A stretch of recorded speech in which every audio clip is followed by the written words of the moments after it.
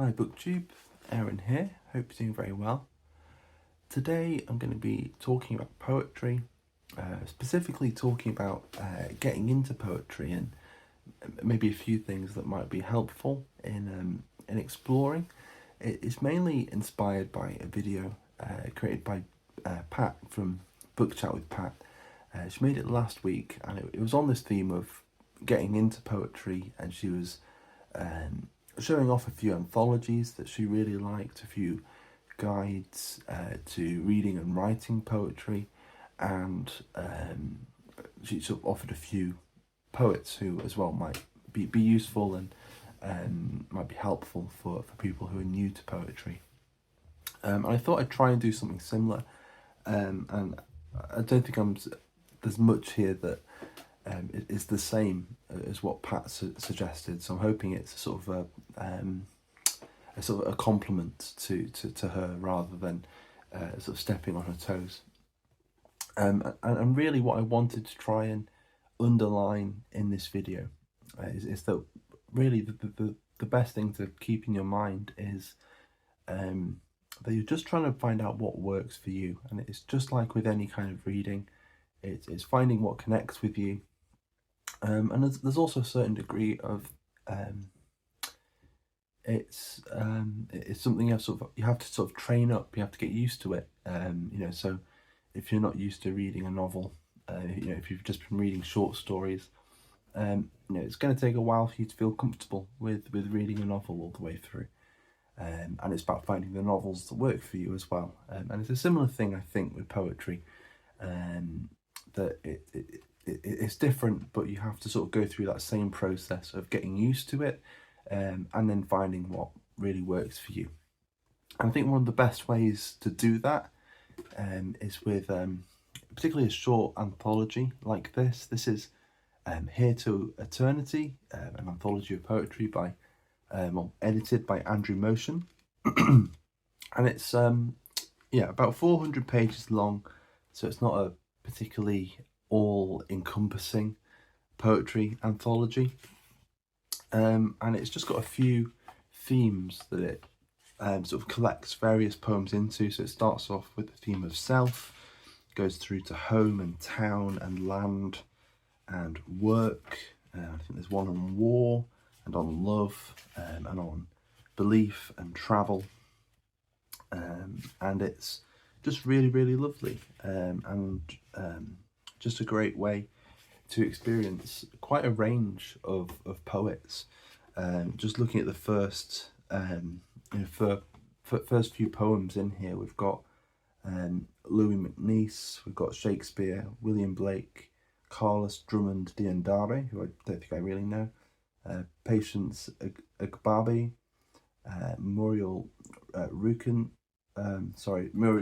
Rukeyser, Hugo Williams, Bertolt Brecht, Christopher Reid, William Wordsworth, Joe Shapcott, Ben Jonson, Walter de la Mare, and it goes on from there. There's quite a range of poets in there, quite a range of styles, quite a range in terms of time period, and so you're going to get quite a broad selection of poets in there, and I think it's helpful that you have those themes in there, that they're all grouped around, but the main thing, and it doesn't have to be this anthology, but it's sort of, I think, a good guide for looking for an anthology that would be helpful, is then having an index of poets at the back, so that if you've heard of a specific poet on the radio or in conversation or mentioned in another book, just go to the back and just on chance see if the poet's in there. It might just be one poem by them, but it'll give you a taste of what they're like, and then you can sort of go from there and see if you can find any more of their poetry. So as an example, it's got this one poem in here by John Ashbery, and I think it's a wonderful taste of John Ashbery. This is on page 227. Is he? Oh, it's 327. keep going back. And actually this it's probably been flipped through so much that it is actually beginning to fall apart a little bit. But yeah, there's just this one poem in there by John Ashbery called At North Farm, and it's a short poem, and it goes like this. At North Farm. Somewhere someone is travelling furiously toward you, at incredible speed, travelling day and night, through blizzards and desert heat, across torrents, through narrow passes. But will he know where to find you, recognise you when he sees you, give you the thing he has for you? Hardly anything grows here. Yet the granaries are bursting with meal, the sacks of meal piled to the rafters. The streams run with sweetness, fattening fish, birds darken the sky. Is it enough that the dish of milk is set out at night, that we think of him sometimes and always, with mixed feelings? And so that's, you know, a lovely taste of John Ashbery. There's what I like about John Ashbery in there, this sort of warmth and generosity to the poem. I don't really know how else to express it, but that's what I love about him as a poet. And you can, you know, do that same thing with any other poet and sort of work out what you think of them and whether you want to explore more by them. And that's exactly how I've used this anthology. It's just I just flick through and try to find a poet who's new or I find to be a bit different and see what I think of them. So I'd recommend this, or if you're sort of looking through, you know, in a bookshop and you sort of find an anthology that does a similar kind of thing, then I think it might be helpful. The other tack that you might take, I suppose, is you might want to understand how it all works, and maybe the way it was explained to you at school was a little too, I don't know, a little too rigid or just a little too unimaginative. It depends, or maybe you just don't remember. That might be a valid reason. And something like this is the Norton Anthology of Poetic Forms, what's called The Making of a Poem, and it's edited by Mark Strand and Eavan Boland. And it's going through various forms, so I've just opened it up randomly to the sonnet. And it'll start off with the sonnet at a glance, so it's got bullet points. So it is a poem of 14 lines, usually iambic, so that's to do with the metre of the poem. There are two kinds of sonnet with very different histories behind their different forms, the Petrarchan and the Shakespearean. The Petrarchan sonnet is Italian in origin and has an octave of 8 lines and a sestet of 6. The rhyme scheme of the octave is ABA, B, C, D, C, D, and a sestet of C, D, E, C, D, E, and then the Shakespearean sonnet, and it goes on with history and how it works.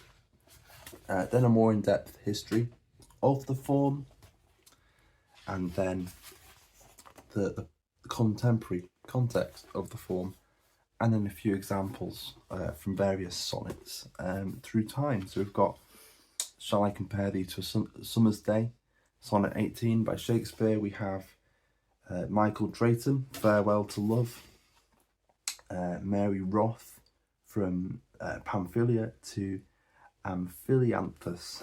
What a great name. We've got some John Donne, William Wordsworth, Shelley, Christina Rossetti, Elizabeth Barrett Browning, Gerard Manley Hopkins, County Cullen, Edna St. Vincent Millay, Patrick Kavanagh, E. Cummings, Jane Cooper, Seamus Heaney, Henry Cole, Denise Johnson, and it ends with Michael Palmer. And I'm just giving you, if you look at how the sonnet looks right at the beginning, sort of nice, you know, not too long, but sort of nice fat lines, and then looking at how it's ended up there, it's a bit thinner, not quite as regular looking maybe, and then there's sort of everything in between as you're moving through, and then it'll go for like a close-up on one of those sonnets, so it's what lips my lips have kissed, and where and why, by Edna St. Vincent Millay.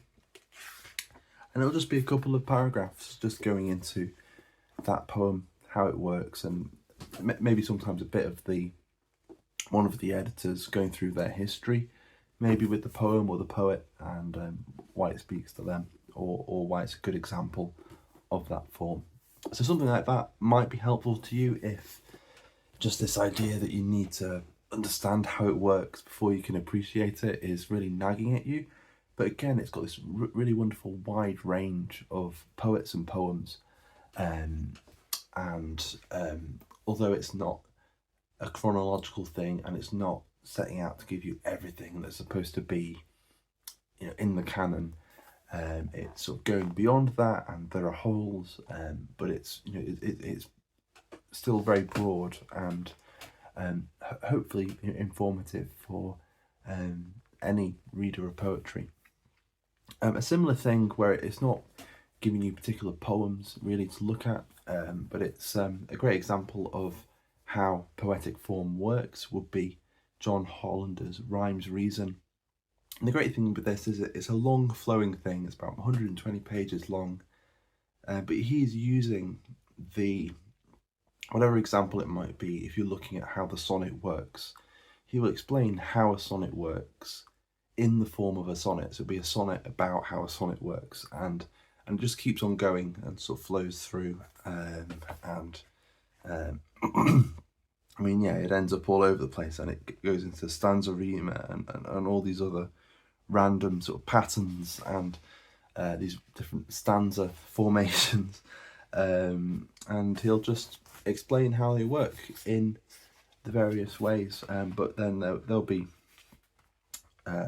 sort of bits of prose sort of bridging the different sections and different things that he's looking at.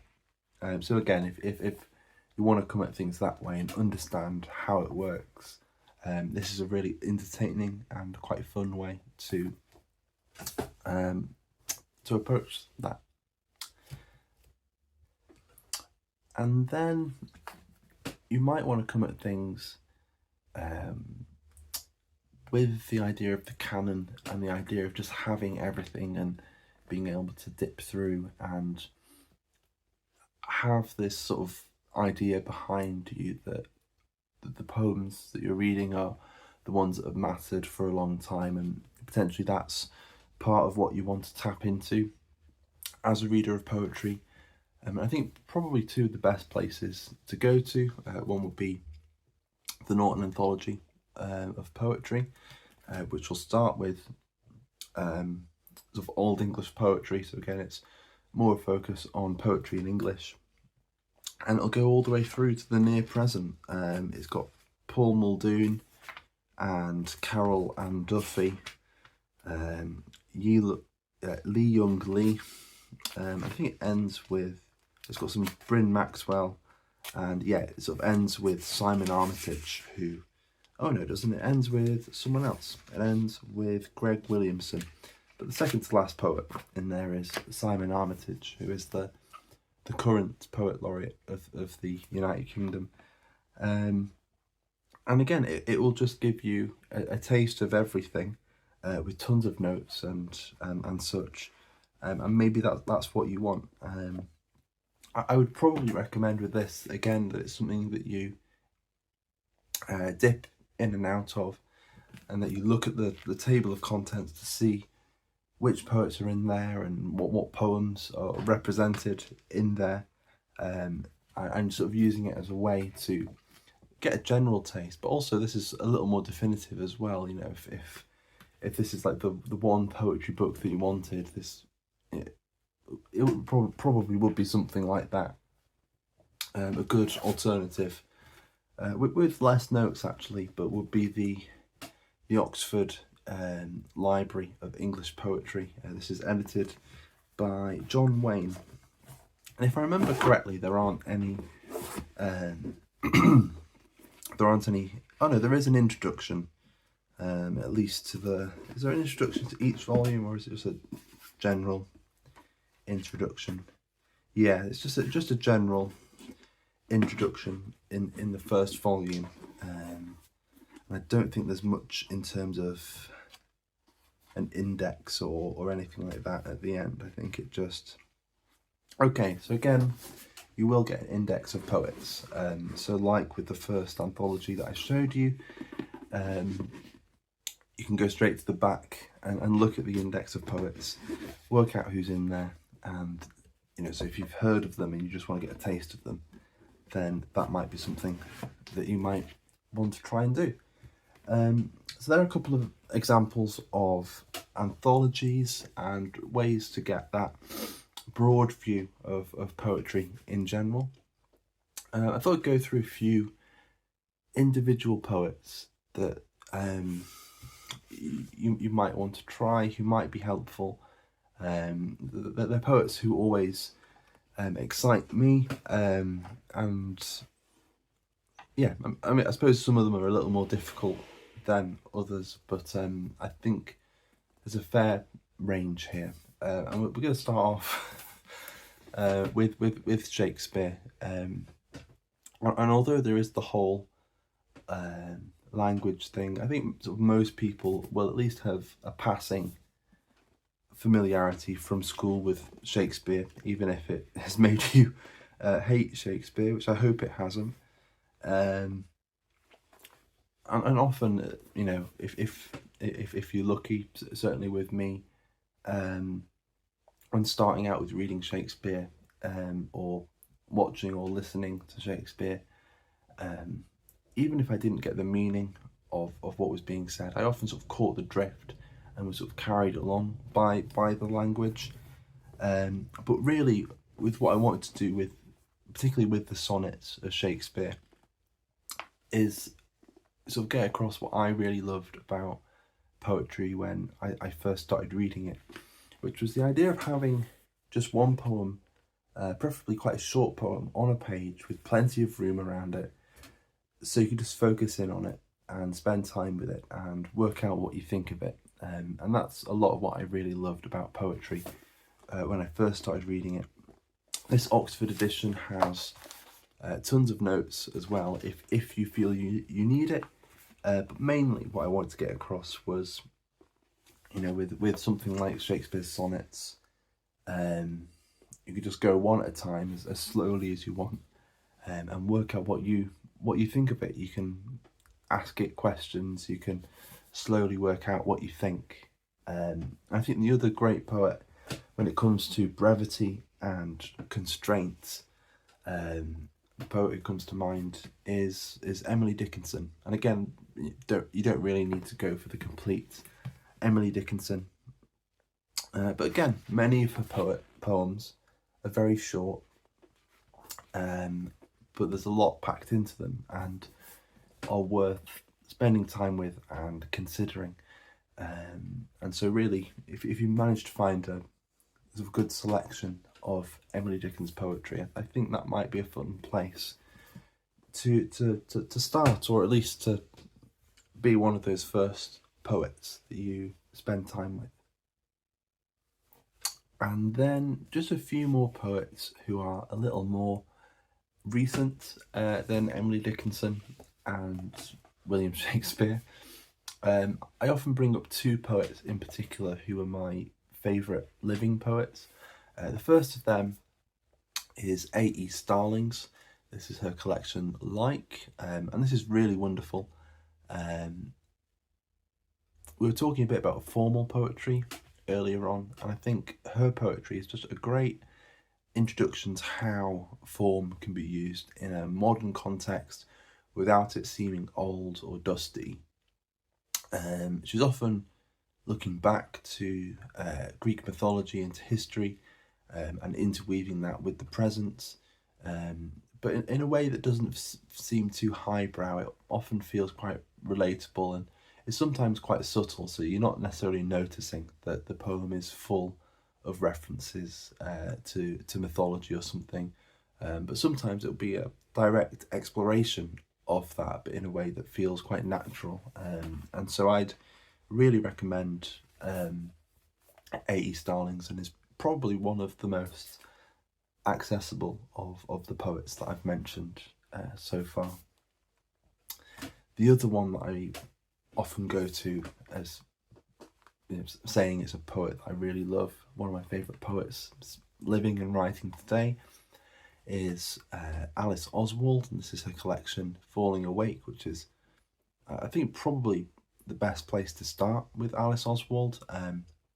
She has a few book-length poems which are brilliant, but probably not best for beginners.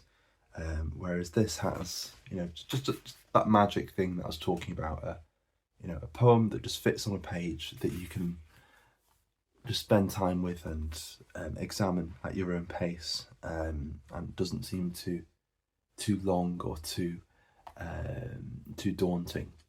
So I really recommend Alice Oswald as well. A poet who I read for the first time earlier this year and really enjoyed was Geoffrey Nutter, and again his poems don't seem too intimidating. He must be a little inspired by poets like John Ashbery and I think sort of people of that New York school, Frank O'Hara as well. But there's something just very generous and open to his poems.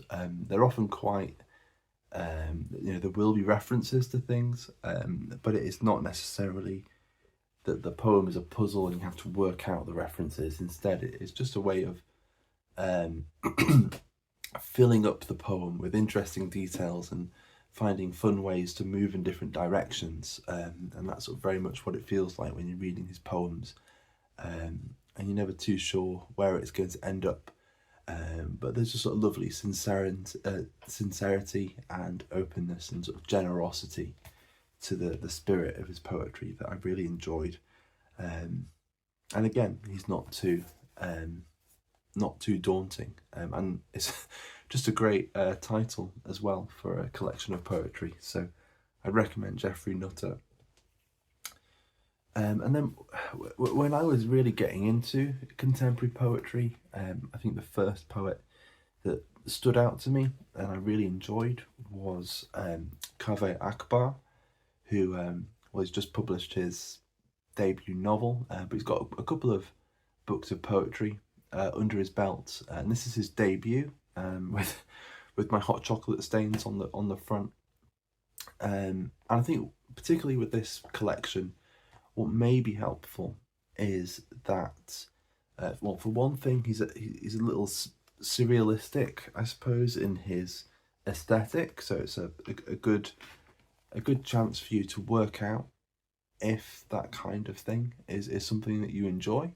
And I mean, like with Geoffrey Nutter and sometimes with Alice Oswald, it's not particularly formal. It's a little more out there in terms of how the poem is presented on the page. There's a sincerity to the poetry as well. It's not just sparks flying and trying to impress you. But really, I think what's helpful with this is, although it's got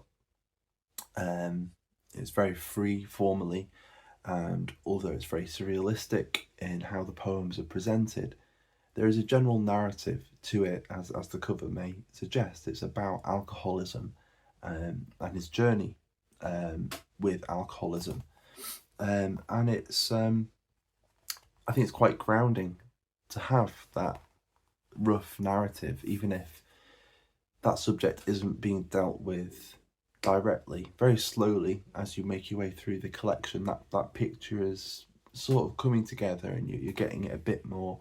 And it's a great lesson, I think, in how something can just be suggested and pointed at, and it doesn't have to be too on the nose. So I'd recommend that.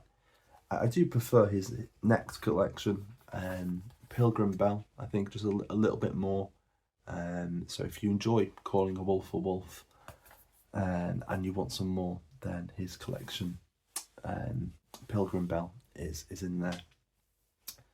And I will as well, I'll try to leave a list of all the poets and books that I've mentioned. I'll try to remember to do that. And then I quickly want to mention poetry in translation. There hasn't really been a lot of that. It's been poetry in English, and I think with poetry, when it's translated, there's there's often all kinds of questions that you have to bring up about whether, what is it that you're reading? Is it more the translator? How much of the spirit of the original poem are you getting? And I think a great book to help you through that idea is this. This is a selection of poems by Pierre Verdie, who was an experimental French poet. I think he sort of started out with the Surrealists and the Cubists, and lived through till well after the Second World War.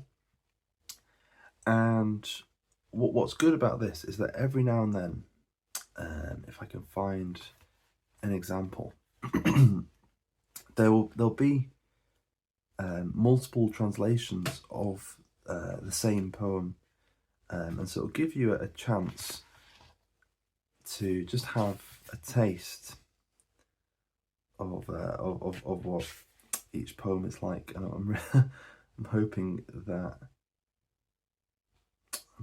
there's going to be a good example somewhere. I think 36 will be a good example, where we have, yeah, here we go. So we have fausse porte or portrait. I don't know. I'm as quite a few of my videos have probably showed you, my French pronunciation is terrible. But we have the original French poem there. Then we have false door or portrait, a translation by, I think, Kenneth Rexroth.